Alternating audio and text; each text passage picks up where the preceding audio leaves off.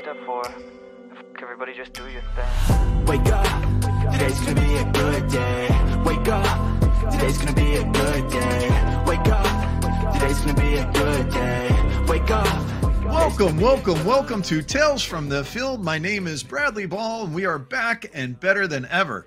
We had such a busy week last week, busy week this week. Andreas and Niraj delivered Azure Cost Management. We had on Monday, we had our community roundtable. On Tuesday. On Wednesday, we released Azure Space Management. Whole lot of management going on, right? This past Monday, we released Dan's first video, Azure SQL Virtual Machines Backup to URL Separation of Duties. So much to see, and you don't want to miss a thing. If this is your first time making it over to Tales from the Field, give us a like, give us a subscribe. You want to make sure that you can follow us, but there's so many ways you can interact with us. We are streaming right now over on Twitter under Tales FT Field, Tales from the Field. That's our Twitter link. We're also streaming on Josh Ludeman, Niraj Jafari, SQL Balls. We are also streaming on LinkedIn under SQL Balls, and of course on our YouTube hub of the show at Tales from the Field, our official YouTube channel. If you make a comment on any one of those streams, one of my amazing co-hosts will see that and we'll add that to the show. Speaking of those co-hosts, let me go ahead and introduce them. I am, of course, joined by Andreas Padilla, Josh Ludeman, and in for Niraj Jafari, it's a man with a beard built for two. It's the one and only at the start of our latest MS Tech Bits, your friend of mine, Dan Taylor. Andreas, busy week, man. MS Tech Bits on Monday, on Wednesday, we got another one. It's, to quote Patrick LeBlanc, it's bananas. I love bananas. And yes, we're it was a great week, great weekend. We got more shows coming up for you. For all of you out there listening, we have a great lineup coming up. I'm not going to blow the surprise. We'll drop those, weekly. But it was a good weekend of home construction. That's what I did. Yeah, that's right. So I remember us talking as we were approaching the weekend. You were going to help repay a favor. How did the home construction process go? Good. Excellent. But, to all of you out there, I always feel guilty when someone helps me move or do anything.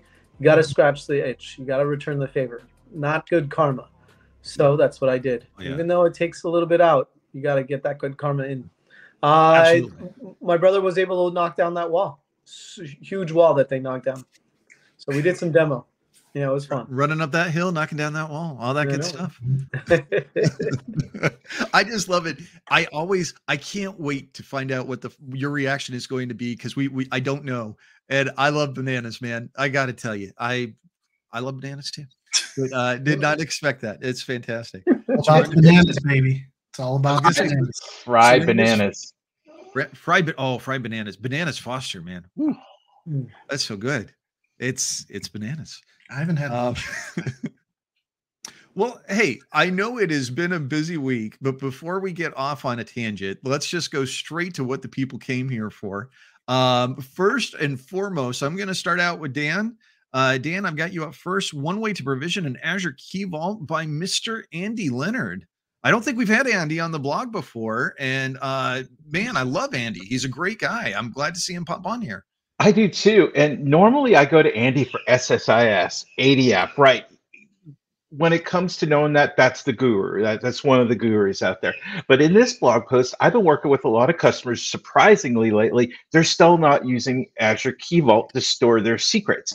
And for example, tokens, and this came up from the backup to URL, the customer I was working with wasn't storing their tokens anywhere. They're just keeping them, creating them, and then moving on. Well, what happens if you need that token again? What happens if you need to refresh that? So Andy goes through a step-by-step process on how to set up an Azure Key Vault and start using it.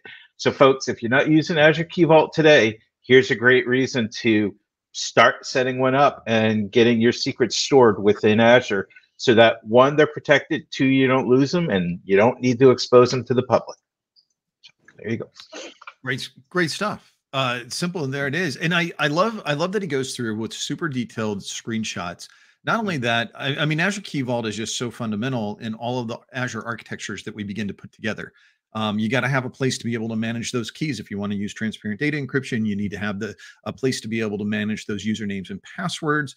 You can call it securely, whether you're calling it via variables in a Databricks notebook, you connecting it to secrets, or whether you're using it to be able to store username and passwords that you may be calling in a notebook later as well. So many wonderful, great things that you can do, plus that key management, because once you get that key, it's gone unless you put it somewhere. And where's the best place to put it? In a key vault. Yep. Excellent. Love it. All right. So I am up next. Again, this comes from working with Friend. They had an issue where they were looking at migrating SSIS and going into Azure, but they're going into a new virtual machine. And they were actually moving one package at a time, but they're using SSIS DB. And one of the things they said was, isn't there an easier way to do it? And I said, yes, there is. And so I went over to SQL Shack and I found Rajendra Gupta, and he had this really great blog from back in 2001. And one of the things I loved about it was just the pure level of detail. He went through making sure that you backed up the master key, that you had it there, the impact of this if you did not do so, went through great step-by-step screenshots with the scripts to be able to make sure that you've got everything out. And this was the first thing I sent over, and I said, look, we're going to have to walk through this and make sure that everything works and functions properly, but this is really going to get us a lot closer to where we're going. Just a great detailed blog that if you're looking at making that migration, even if you're on-prem or if you're going to a new virtual machine in Azure, you need to be able to do this. I love that. Sanjay calls out the key, because so many people miss that, and then they restore their database and none of their connectors work, and they're like, why is this not working? Well, you didn't restore the key over there, my friend. That's a key to a successful. Great blog post, Brad. Great. I love the pun. It's the key. It's the key. It's the key. All right, Andreas, I've got you up next. I've got Analyzing Data with ChatGPT Data Analysis and ML by Jay Cheristek. Yes, great. So let me backtrack a little bit. I invented YouTube Night. YouTube Night is an ongoing thing at my house where on Friday nights, my wife and I will pull out a bottle of wine and we'll just search through YouTube on our TV, and we'll put on great solos, great acoustic versions of songs that we like, anything like that. Man, you can find great videos on YouTube. Like, I'm introducing YouTube slot in our community meetings. And today I have 3 great YouTube videos.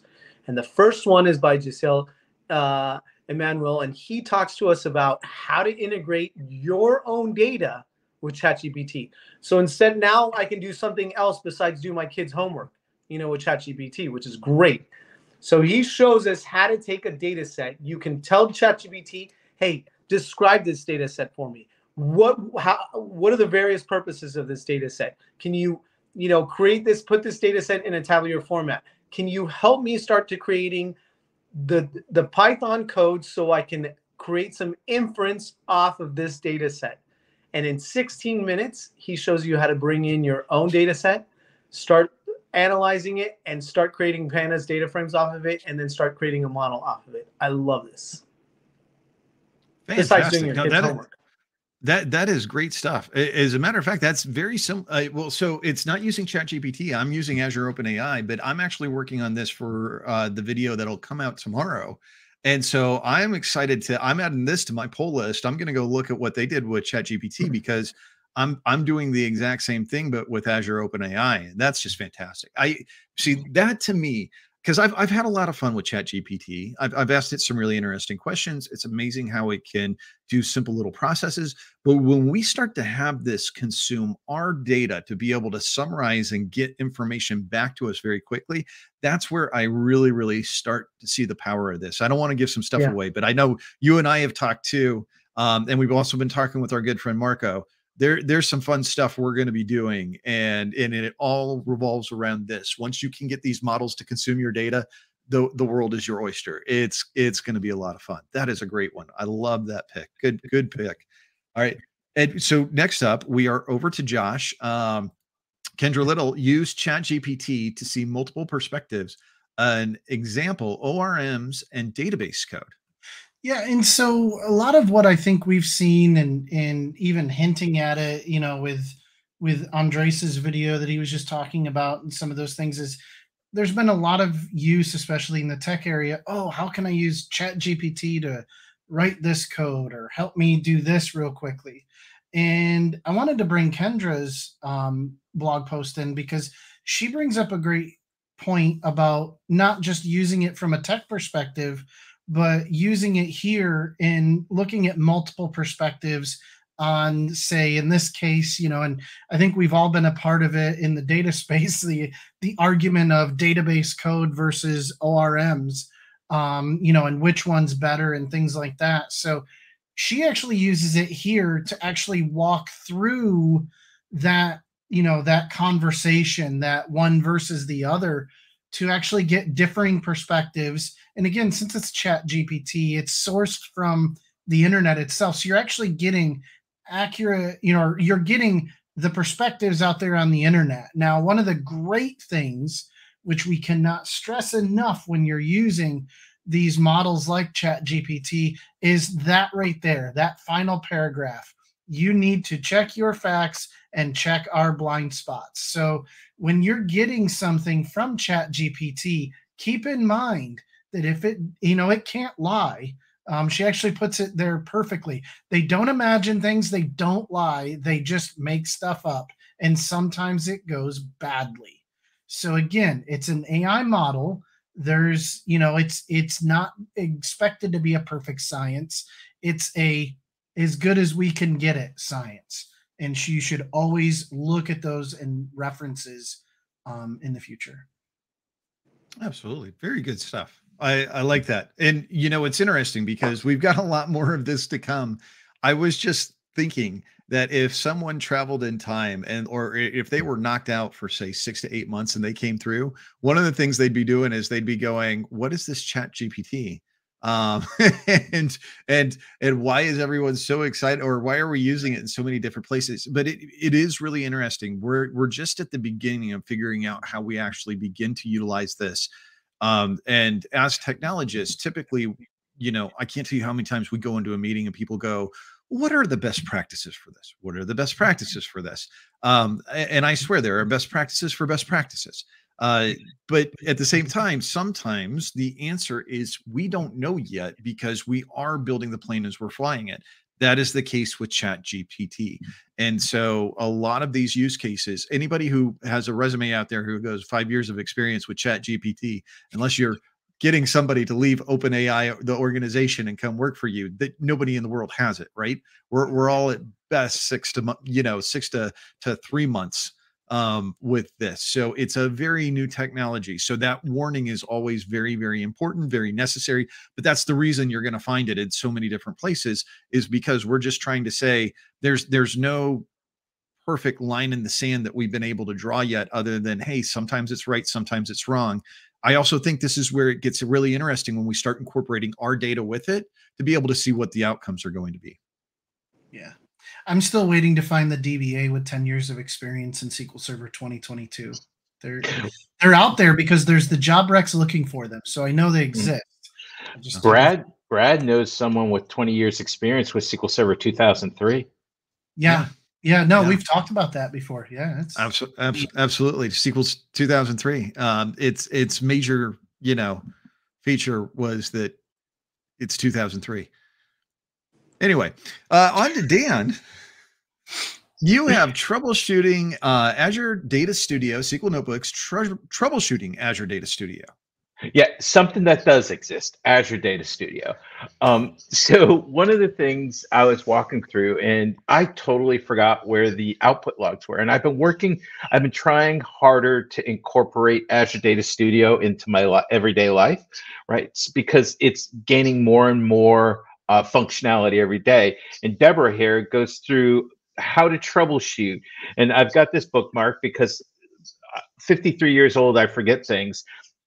But she goes through the steps of how to troubleshoot and also gives examples of the issue she was troubleshooting. So it's a good article. It's a short and sweet article on how to troubleshoot Azure Data Studio to find out what's going on. Because On the surface, it gives us these errors that are good, but if you go into these extension logs folders, it gives us great.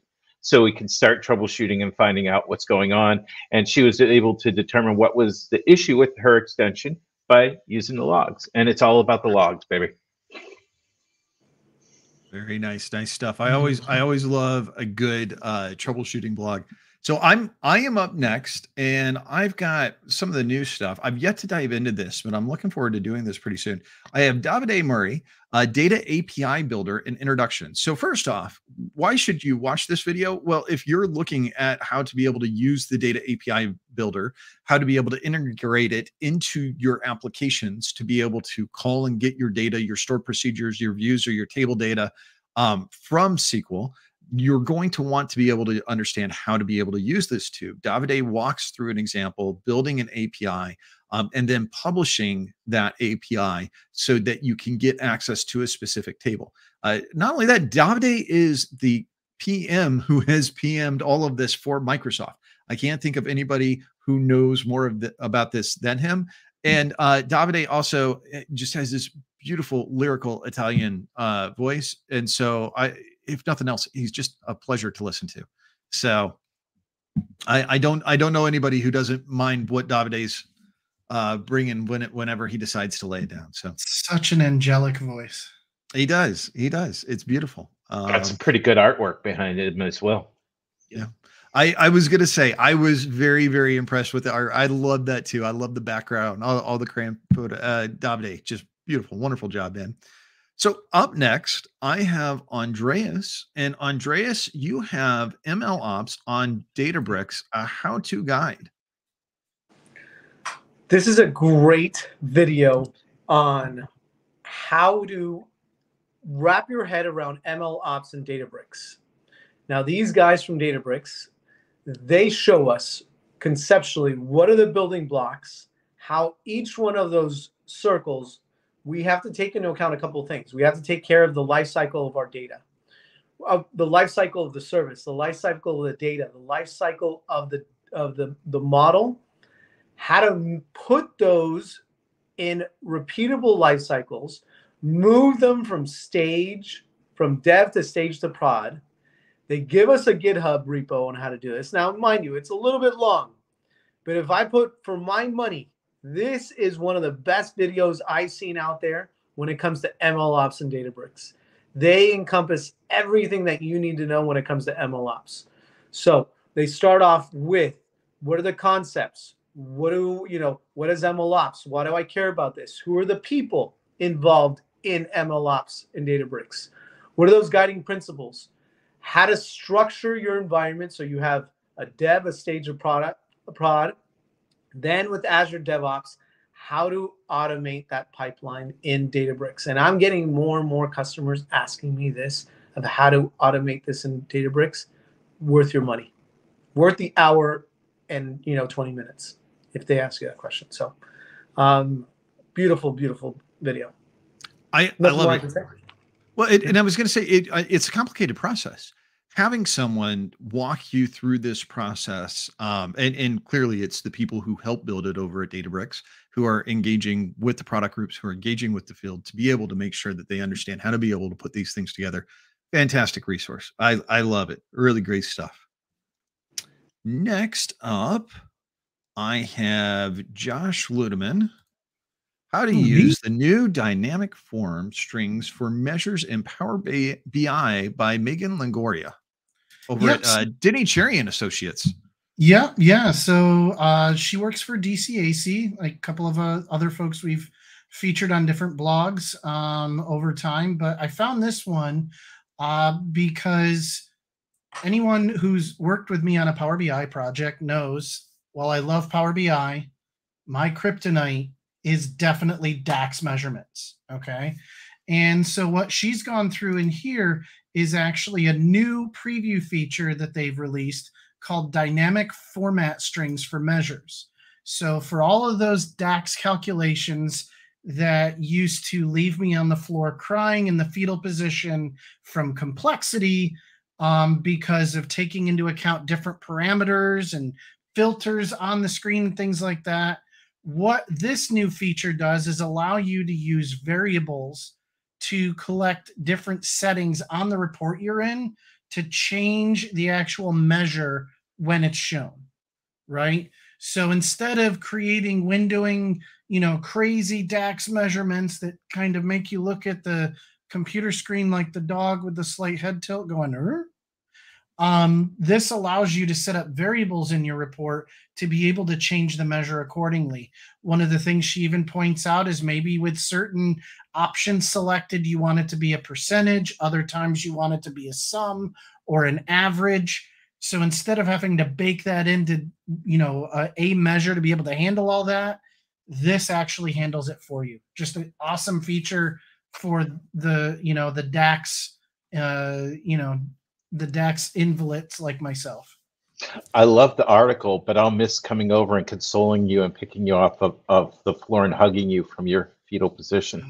It's bad sometimes. Sometimes they get crazy, and it's just, yeah. And then I end up calling for help. I was going to say, Dan does give nice warm hugs. I mean, maybe get my medical alert out and start pinching the button and stuff. So speaking of Dan, Dan's up next. Dan, you have PostgreSQL for the SQL Server DBA. The first 4 things to check. So, as our role ever evolves at Fast Track, I'm starting to have to pick up and understand a little bit more about Postgres. And there's things that I am really comfortable with in SQL Server, but I am really uncomfortable with when it comes to Postgres. And what I love about the article and the way this individual lays this out is great last name also. And I love how he titles his blogs, but it sets it up. I was gonna say you got to say it out loud. His name is Ryan Booz. Ryan Booz, and the blog's name is Software and Booze. I mean, look, as somebody who understands getting saddled with a last name, Ryan, well done, well done, brother. Well done. That was fantastic. Love it.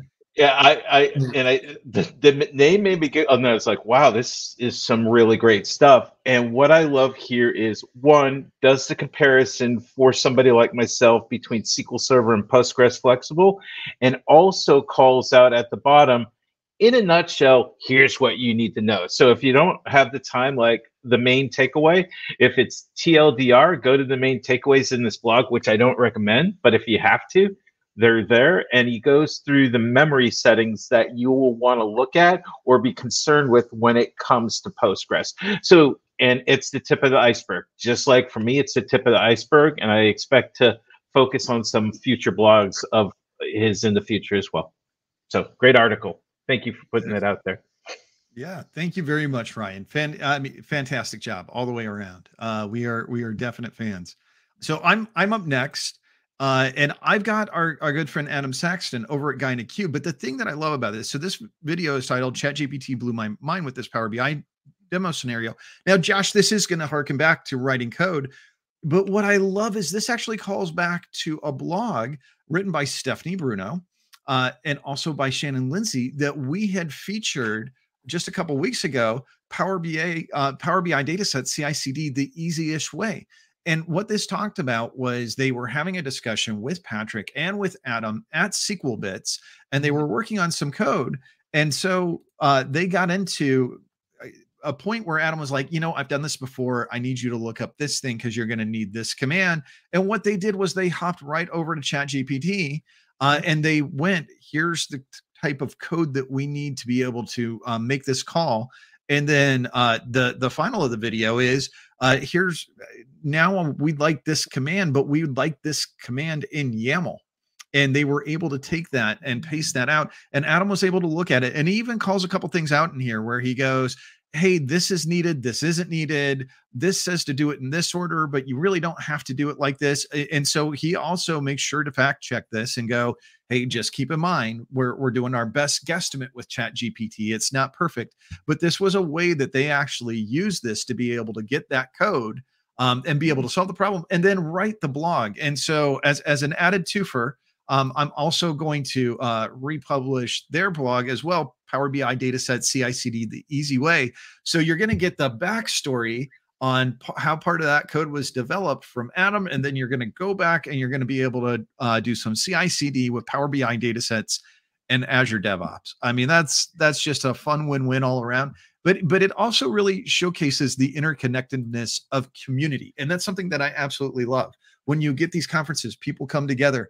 We're going to have different issues that we have to face, and how we actually can pull together, and how we love to help people solve these issues.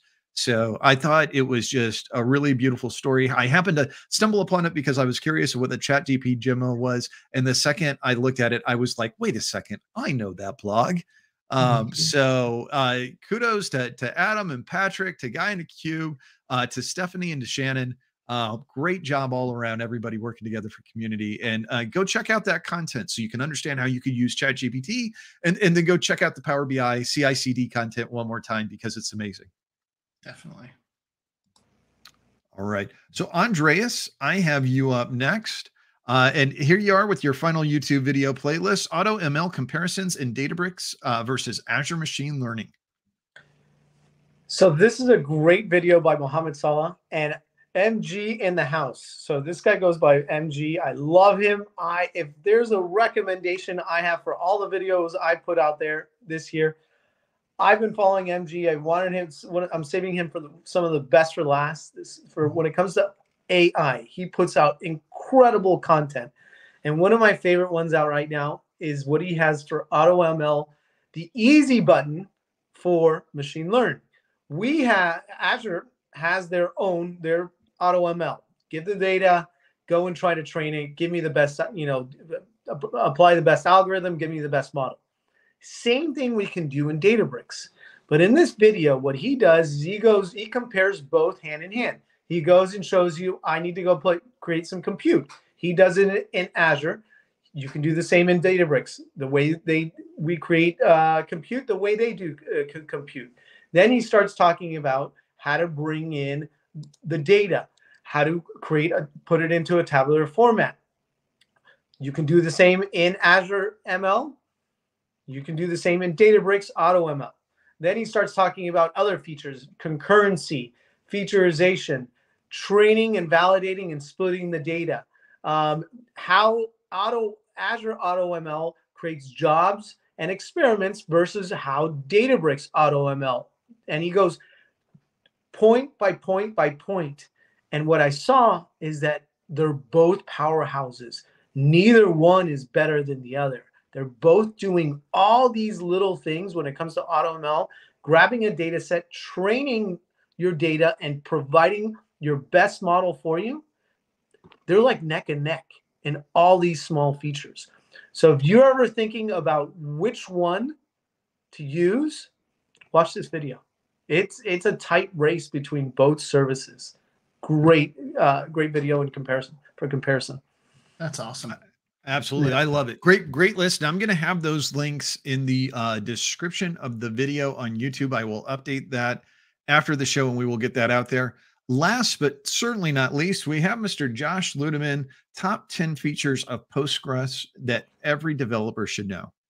Yeah. And similarly to Dan, trying to deepen my depth in, what we would consider to be open source relational database platforms, and the popular ones, especially like Postgres and in MySQL. And I came across this article just because, when you're looking for, at least for me, when I look for the content to quickly get up and running on a new data technology, I tend to gravitate towards that, what every developer should know type of content, because it's usually everything you need to know to get immediately started on the platform, right? These are great articles for that, and then go into the data professionals to get deeper. So this one goes through and really just gives you a top 10 list of what are, the advantages of Postgres in specific scenarios. And it goes through not only the top 10 here at the top, but actually goes down through and gives you a brief description on each of them.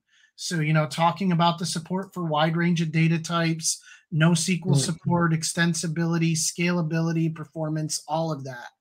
High availability, the security stuff, flexible deployment, great community support. So I just like this because it was a quick hit to go, okay, here's what you need to know. Here's what makes it, what you need to know about this platform to deploy it in 1 minute,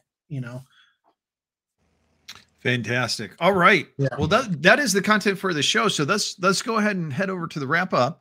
The first thing that I want to do is I want to make sure and tell you that coming up, I want to say just over a week from now is SQL Saturday Jacksonville. Myself, Raj Shafari, Dan Taylor, we are all going to be at Jacksonville. Andreas is going to be at Jacksonville. Josh is going to be at Jacksonville. We're delivering a pre-con, a fundamental DBA 101 pre-con. We'd love to see you there. It's going to be a lot of fun. I delivered this a couple of years ago. We have updated this to be able to include some of the latest and greatest cloud technologies as well. There's 2 other great pre-cons going on up there. Bob Ward is doing a SQL 2022 pre-con. Ginger Grant is doing one on Synapse and Power BI. You want to make sure you register for the event because it will get full and there will be a wait list. So many great names and great people will be up there presenting on Saturday. And then it is time. Oh, and hold on a second. I see who's this in the comments. Our good buddy, Steve Hughes. Steve Hughes will be there as well. Steve, can't wait to see you, my friend. It's been a long time. Steve is doing some great work out there. We love your blog, Steve. Thanks for keeping up and keeping active out there, brother. So Josh, what time is it? It's time for the greatest conference of the conference season. Live 360 on the beautiful grounds of Universal Studios Orlando in the luscious Lowe's Royal Pacific Resort. See, I want to hear that beautiful from you every single time. So Live 360, we don't know yet. We don't know if we've accepted. We've submitted. We're waiting for the schedule and we've got our fingers crossed. But this is my favorite conference every single year. The last week in November before Thanksgiving, it's that week right before. Where else would you rather be than down in beautiful Florida, enjoying the weather, going to the theme park with your family, learning technology from folks from Microsoft, MVPs, all types of great people will be at this conference. It's going to be an amazing time. So make sure and book your ticket to be down here today. This week, we've already dropped Dan's video earlier on Monday, which was back up to URL from an Azure SQL VM with a separation of duties. And then mine will be coming tomorrow, and we'll be ingesting some data from an Azure SQL Managed instance into an Azure OpenAI model, and we're going to have some fun with that. Next Tuesday is the roundtable. If you have content that you would like to see on the show, make sure and hit us up on any of the active streams we have or on the channel down in the comments. That's where we'd love to keep things going. Gentlemen, have I forgot anything? Andres and Niraj's Azure Cost Estimator. You want to watch that one as well. Saving money for your company. It's going to make you the hero. There we go. All right. Well, thank you, everybody. Take care, and we'll see you next week.